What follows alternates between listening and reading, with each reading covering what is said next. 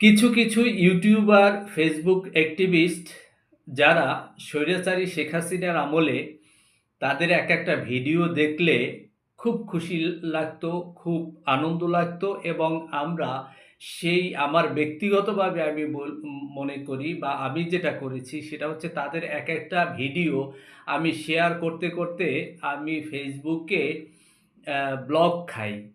Blog খেয়ে তারপরে বিভিন্ন ধরনের কৌশল অবলম্বন করে সে ব্লগ তুলে আবার সেটাকে তাদের ভিডিওগুলো আমরা শেয়ার দিতাম। কী কারণে দিতাম? যেহেতু দেশের ভিতরের মানুষ কোনো কথা বলতে পারে না, তারা যেহেতু দেশের বাহিরে ছিল সেখানে বসে বিভিন্ন ধরনের ভিডিও তৈরি করতেছে, জনগণের কথা বলতেছে, সেই জন্য তাদের ভিডিওগুলো দেখতাম, শেয়ার করতাম এবং তাদেরকে উৎসাহিত দিতাম, কমেন্ট করতাম। কিন্তু এখন ৫ই আগস্টের পরে তাদের এক একজনের যে এক এক রূপ দেখা যাচ্ছে, কেউ মানুষের ব্যক্তিগত চরিত্র হননের দিকে এগিয়ে যাচ্ছে, কেউ হয়তো বিভিন্ন রাজনৈতিক দলের টাকা পয়সা খেয়ে তাদের পক্ষে একের পর এক ভিডিও বানিয়ে যাচ্ছে।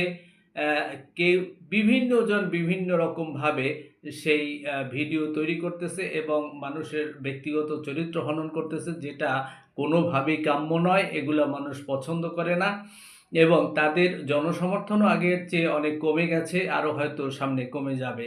এগুলো আসলে হওয়া উচিত না, আমরা মানতে পারি না। কারো ব্যক্তিগত চরিত্র হনন, কারো ব্যক্তিগতভাবে এইসব কুৎসা রটনা করা, এগুলা ঠিক না।